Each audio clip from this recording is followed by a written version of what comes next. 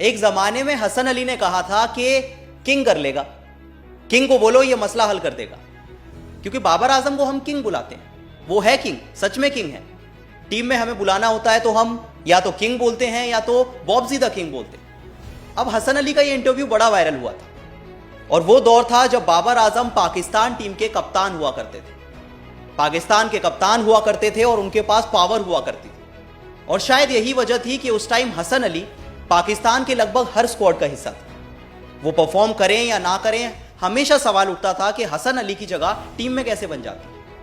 अब मे भी इसलिए क्योंकि वो इस तरह के कमेंट्स देते थे, बाबर आजम के शायद फेवरेट थे, उनसे दोस्ती गहरी थी। तो वो दौर था जब बाबर आजम की कप्तानी में हसन अली को लगभग हमेशा जगह मिल जाती थी। और अब दौर बदल चुका है, अब दौर बदल चुका है। अब बाबर आजम पाकिस्तान टीम के कप्तान नहीं है, ना वो पाकिस्तान के कप्तान हैं और ना ही उनके पास पावर है। और शायद यही वजह है कि जब फकर जमान ने बाबर आजम का सपोर्ट किया, उनके लिए ट्वीट किया, तो उन्हें खामियाजा भुगतना पड़ा। खामियाजा ये भुगतना पड़ा कि पाकिस्तान का सबसे कंसिस्टेंट परफॉर्मर होने के बाद, रन्स बनाने के बाद, परफॉर्म करने के बाद भी फकर जमान को पाकिस्तान की सेंट्रल कॉन्ट्रैक्ट लिस्ट से बाहर कर दिया गया।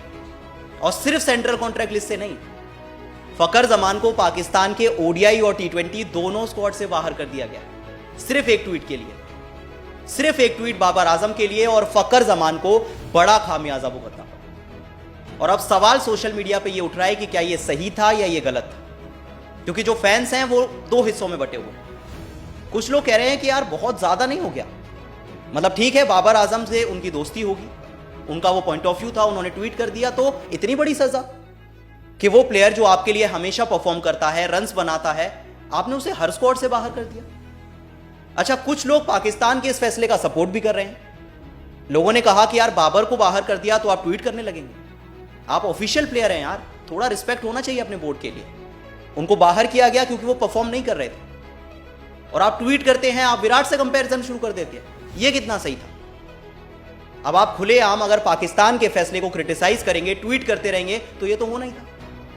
अब सोशल मीडिया दो हिस्सों में बटा हुआ है, तो मैंने सोचा आपसे सवाल पूछा जाए कि क्या पाकिस्तान का यह फैसला सही था या गलत था, क्योंकि 13 अक्टूबर वो दिन था जब बाबर आजम ने पीसीबी के फैसले पर सवाल उठाया था और एक ट्वीट किया था।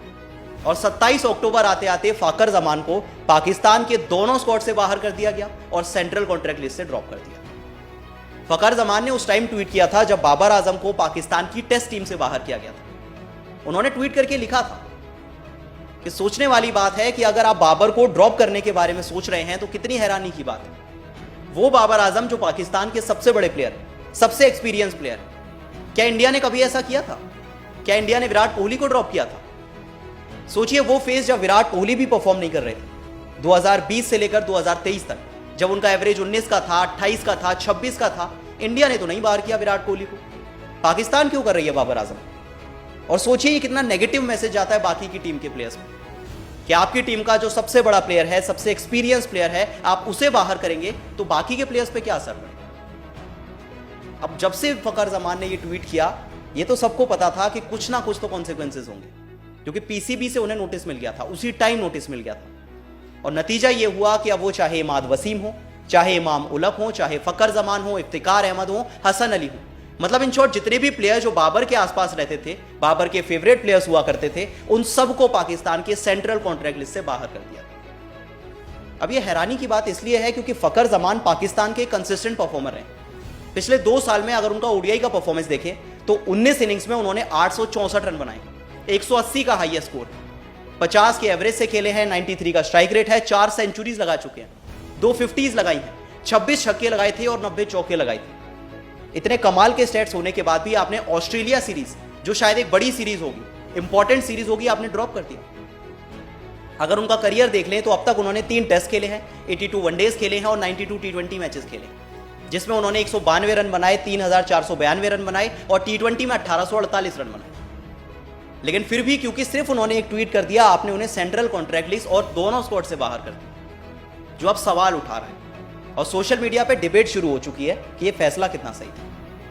अब अगर पाकिस्तान की करंट सेंट्रल कॉन्ट्रैक्ट लिस्ट की बात करें तो कैटेगरी ए में बाबर आजम का नाम है और मोहम्मद रिजवान का नाम, कैटेगरी बी में शाहीन शाह अफरीदी, शान मशहूद और नसीम शाह का नाम, सी कैटेगरी की बात करें तो इसमें अब्दुल्ला शफीक है, अबरार अहमद है, शादाब खान है, साजिद खान है, सौद शकील है, नौमान अली है, आगा सलमान है, हारिस रौफ है और सैम अयूब। इसके बाद अगर आखिरी कैटेगरी की बात करें तो उसमें आमिर जमाल है, वसीम जूनियर, मोहम्मद हुरैरा, मीर हमजा, खुर्रम शहजाद, मोहम्मद अली, उस्मान खान, हसीबुल्ला, अब्बास अफरीदी और कामरान गुलाम।